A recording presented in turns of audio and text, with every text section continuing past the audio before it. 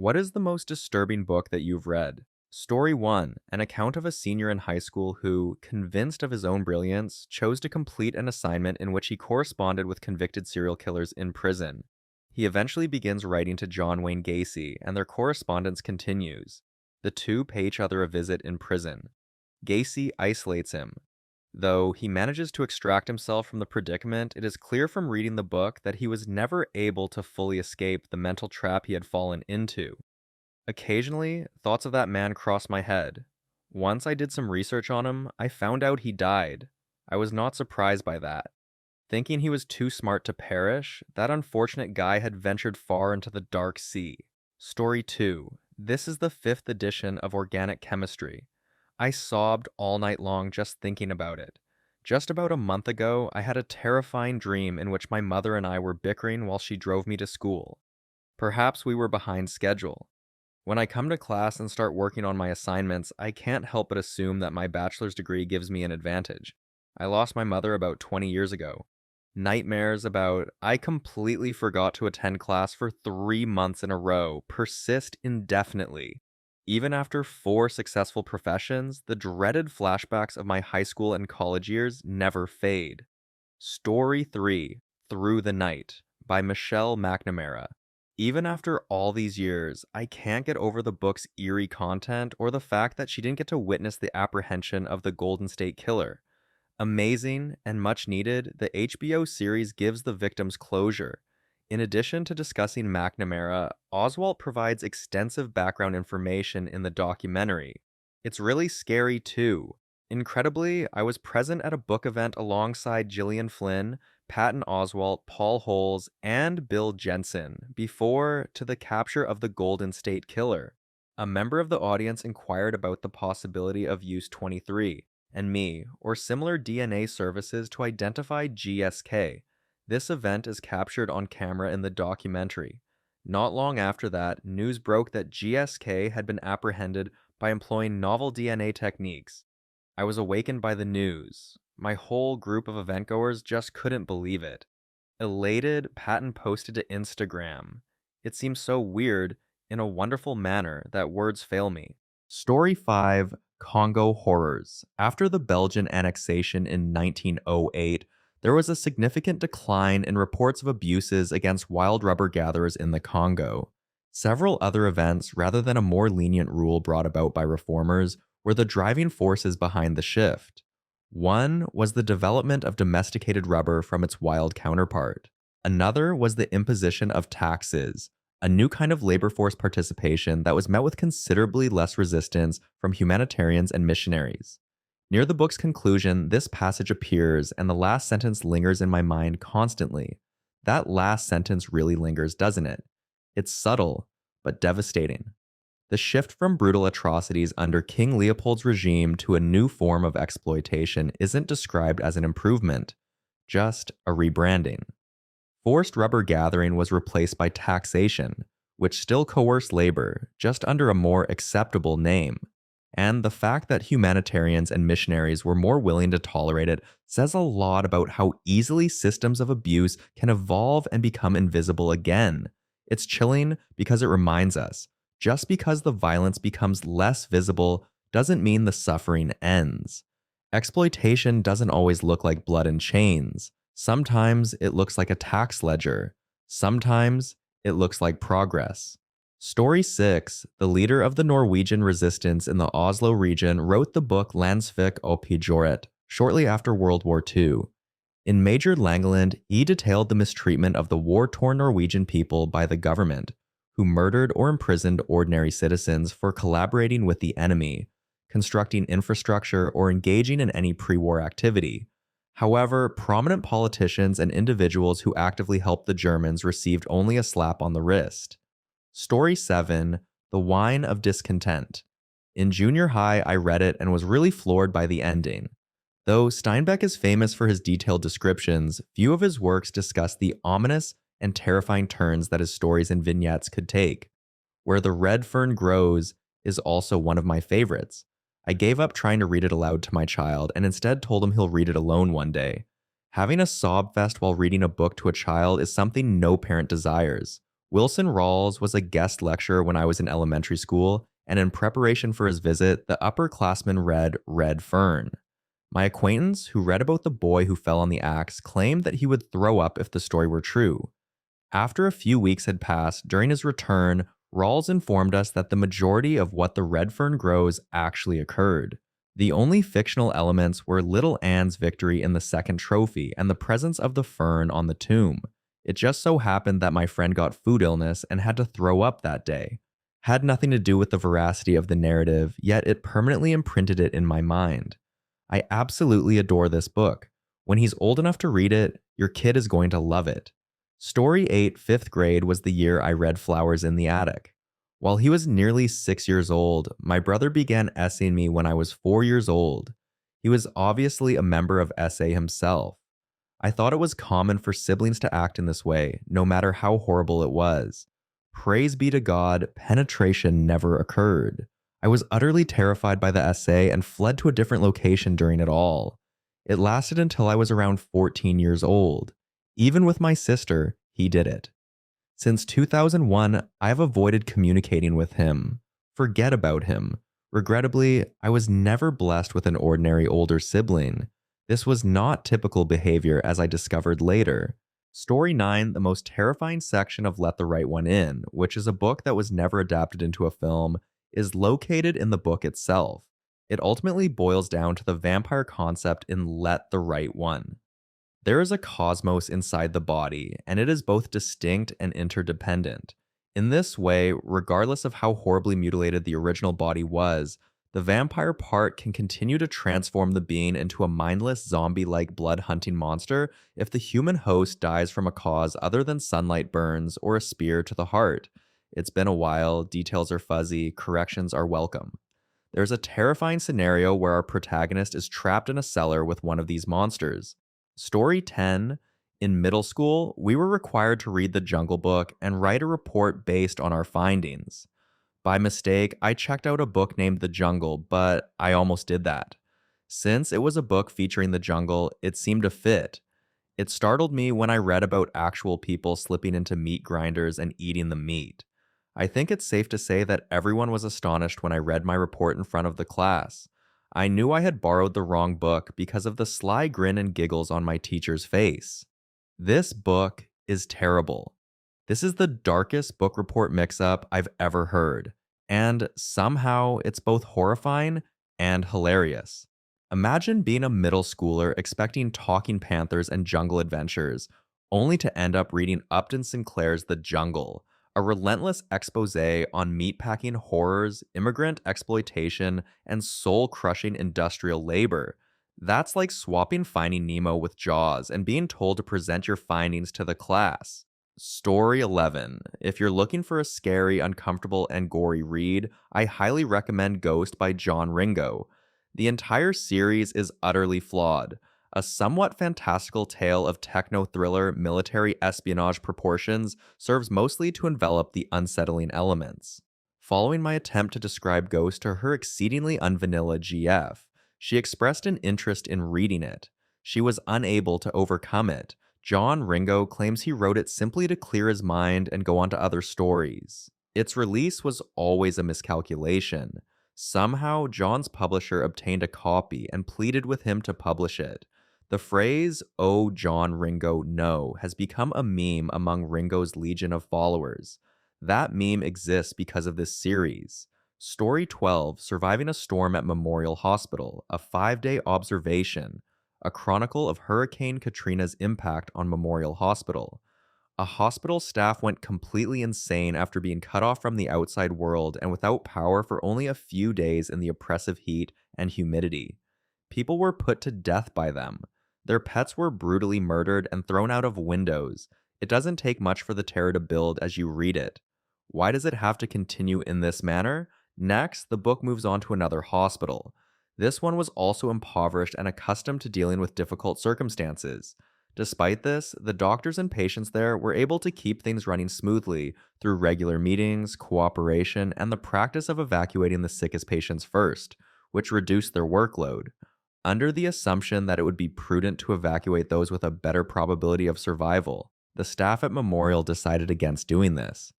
There were 3 fatalities at Charity Hospital. Memorial, 45 perished. The manner in which people died at Memorial was unnecessary.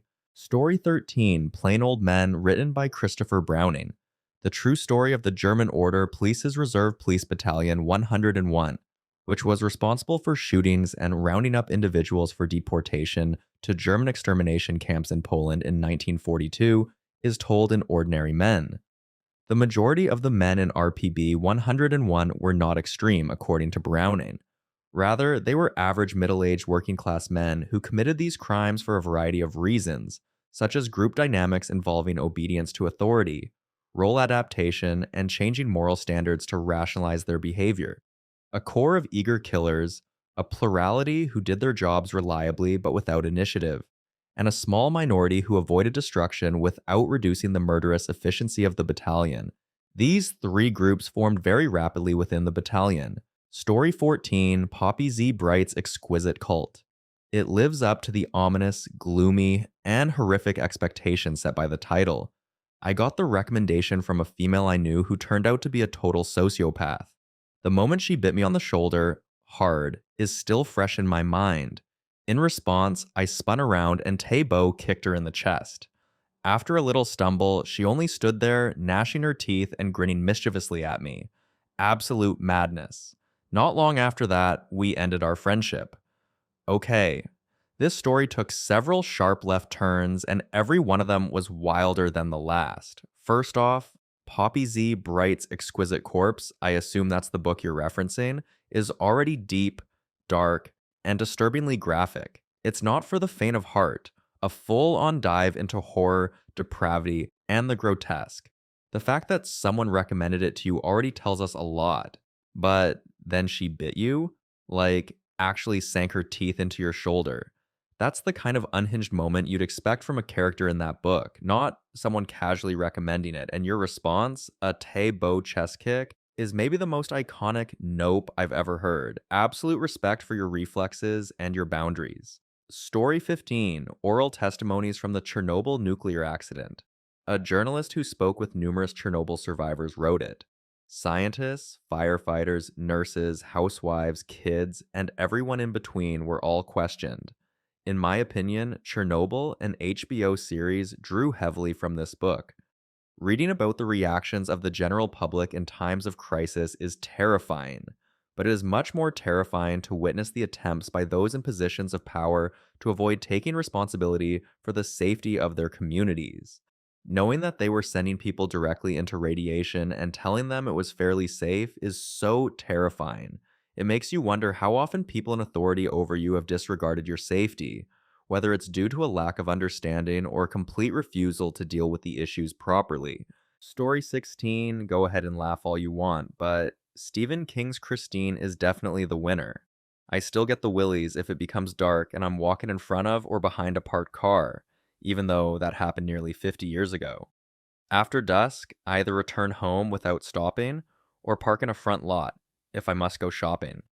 This dread of mine has persisted despite the lack of evidence supporting it. The movie made my worry much worse. Haha, it wasn't until I almost passed out from watching Leave the World Behind that it hit me. The main characters were almost killed by the Teslas, who seemed to be acting independently. The dread of modern vehicle technology was precisely what I needed. Story 17, Narnia is a Place. The last book's finale was utterly confusing for someone like me who doesn't believe in religion, in case you haven't perused it. Usually, after the wardrobe, they transit to Narnia by experiencing a tremor, a blurring of vision, and then Narnia. At the beginning of the last journey, we see all the characters from the books making their way home for a family reunion. As the stories progress, we see many of the original characters' cousins and other relatives making the journey. On this particular train, their parents are waiting to welcome them. Amidst the chaos, he finds himself in Narnia just as the end of the world is approaching. In the final moments, they encounter Aslan, the god, and say, "Okay, now it's time to send us home." To which Aslan responds with a blunt, "Oh no, kids, you and your entire family are dead." There was an end to their lives when the train slammed into the station. It's great that you're in Narnia. From the perspective of someone who isn't religious and doesn't find the slaughter of my entire family to be a positive thing, well, in books that have gloomy tones, I anticipate darkness. Once upon a time, in a wonderful land inhabited by talking animals. Very little. Even more horrifying is the fact that there are many who perceive this as a happy conclusion. Story 18, Leading Billy's Life. Traumatizing. More than just upsetting. A book was difficult to locate, but I was able to track down a copy I had purchased in Nova Scotia more than 10 years ago. I was sick to my stomach when I spotted the book. Such depressing material. An inhumane setting. Somewhere no one has really put their finger on it just yet. I will always carry the baggage that book left behind with me. Not even as an adult, much less a mother, would I have been able to read it. I feel queasy and gag just thinking about cracking into those books. A true story serves as its basis. It will take at least a day or two to try to put that book out of my mind and come up with a response to this. It's not like I'm very sensitive. From A Child Called It onwards, I devoured all of the books. Compared to Life with Billy, they were far more annoying. Exercise extreme caution. This reaction says everything about the weight of Life with Billy. A book that isn't just disturbing, it's psychologically scarring. You're not just recounting a rough read, you're describing emotional residue that stuck with you for over a decade. That's the mark of a book that cuts deep. What makes it worse is that it's true. Not horror fiction, not dark fantasy, but a raw, brutal account of domestic abuse and human suffering. And unlike more popular books like A Child Called It, Life with Billy doesn't just shock you with details, it lingers. It forces you to sit with the bleakness of an inescapable life and the systems that allowed it. Story 19, Hungry Ghosts, Mao's Secret Famine, written by Jasper Becker. 15 to 55 million people died as a result of torture, starvation, and other atrocities committed during Mao's Great Leap Forward in China. It details what happened, who was involved, and how it happened, and also includes interviews and accounts from survivors. Stories of people who were able to survive the atrocities committed against them by exchanging children so that they wouldn't have to eat each other. Stories of people who were able to eat because their relatives didn't, and so on. Because it happened so recently in history, reading about it is simply bizarre. It serves as a stark reminder of how power may be used to manipulate and intimidate individuals. Even now, there are survivors of this event, and it has given me a sense of unease that I believe everyone should feel over events in our past that we must do our best to prevent from happening again. Story 20. William Forstchen's 1 Second After. A father in a small village is the protagonist of this book, set in the aftermath of the electronic meltdown that affects much of North America. Over the next year, he will be faced with a series of fateful and seemingly impossible choices. A parent's duty to their family must be balanced with the sacrifices that are necessary to maintain a community operating and ensure the safety of all families. The book offers some insightful discussions on these topics. Edit. The first 2 books of the trilogy aren't very good either. They were obviously an afterthought, added on because his editor thought the pattern worked, but they failed to give the characters anything to work toward. Survive and don't become savages before aid can come was the very first one. Story 21, An Analytical Geometry and Calculus Course, First Edition. The 1985 publication by Dennis G. Zill of PWS Kent. The Hell That Was Elementary School Mathematics, a real modern investigation of horror. Zill's calculus and his progressive and meticulous introduction to increasingly more sophisticated mathematical concepts are shaped by PTSD, college pressures, and undiagnosed and unmedicated ADHD. This gripping exploration of the inner workings of Newton's mathematical schemes will take you on a roller coaster ride, covering everything from differentiation and trigonometric functions to integration and differential equations. You won't be able to put it down quickly enough. The only way to put an end to my dreams was to give up on this book, even though I had a very appreciative pupil in Mongolia. Story 22, Hello, Lolita. Media and popular culture have transformed the book into something much more horrific than the book itself. This is particularly true in light of the film adaptations and the widespread belief that a Lolita is actually a child temptress, which is an incredibly disgusting concept. From the very beginning, you are pushed to question the narrator's statements and unravel the atrocities he had committed. After all, it is a story about a man trying to cover up his crimes.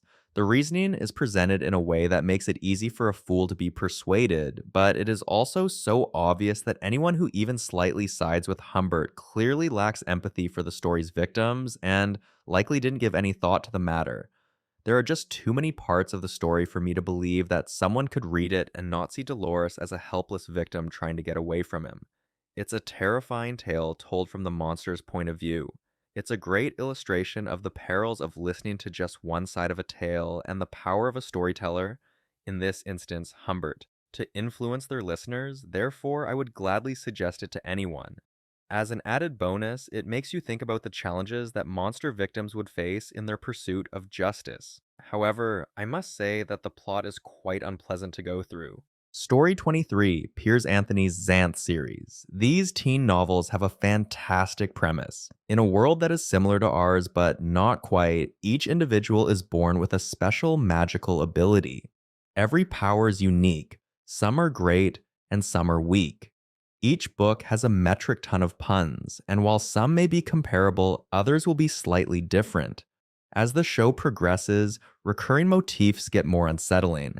The author asserts that the adult conspiracy is present in this universe. Underage people can't say or do anything explicit because of this. A background is present. Shall I pretend it's a joke? The ellipses, which consist of 3 dots and a full stop, are when the fun stuff takes place. The first thing to keep in mind is that there is absolutely no reason to introduce any adult themes or hints into a book series aimed at preteens and teenagers. Just let it end with a couple of characters kissing. Most unsettling is the frequency with which the author weaves stories that sidestep this limitation of the adult conspiracy, almost like a magic drug that gives a female a false sense of maturity for a short while. An antagonistic principle, a girl who undergoes a monthly metamorphosis, and an entire book revolve on this idea. She starts out stunningly gorgeous, but completely dim-witted. Midway through the month is a decent-looking, average intelligent individual, and near the end of the month is an extremely unattractive crone who is exceptionally bright. Eliminating that information has no effect on the remaining plot points. On the other hand, it wouldn't be necessary if he insisted on having the characters be in their 20s right from the start. The author apparently gets a lot of questions about this, but she ignores them all, even if they're unsettling. Story 24, Frantz Fanon's The Wretched of the Earth. Although I was expecting some upsetting information, it is about decolonization after all. The knowledge of France's treatment of Algeria, even in the previous century, gave me the willies. Throughout my reading of it, my confidence in humanity was eroded. But more crucially, it let me see the colonial war with more objectivity and resolve many internal conflicts in my own ideas. Definitely a suggestion, but you should be warned beforehand. Story 25 Ever, The Yellow Wallpaper, 1984, Harrison Bergeron, Game of Thrones, and Where Are You Going, Where Have You Been are likely to be in a tie for first place. All 4 of those books gave the newly minted adult me the willies when I read them in college. Many terrifying dreams and unsettling emotions, similar to those evoked by a terrifying ghost story told to a young child. Over the past year, I've attempted reading the latest one countless times, but I always give up after the first quarter of the book, due to my extreme anger and contempt. Tywin Lannister is punishing his son's adolescent wife with physical violence. I simply desire to enter that book armed to the teeth and eliminate numerous individuals, including Tywin Lannister and Gregor Clegane. I have never been so viscerally hated and loathed a book before. I haven't come across many books that I think would upset me to that extent, because I usually stay away from those kinds of books. This is such a raw and honest take, and honestly, it makes complete sense. The books you listed aren't just dark. They hit you in that deep, unsettling place where fiction overlaps with reality, fear, and injustice. The Yellow Wallpaper captures the horror of being dismissed and gaslit into madness. 1984 shows you what it means to lose your humanity in the name of control. Harrison Bergeron is dystopia boiled down to a punch in the gut. And Where Are You Going? Where Have You Been? Is haunting in a quiet, eerily personal way that leaves you feeling violated, even when nothing graphic has happened on the page.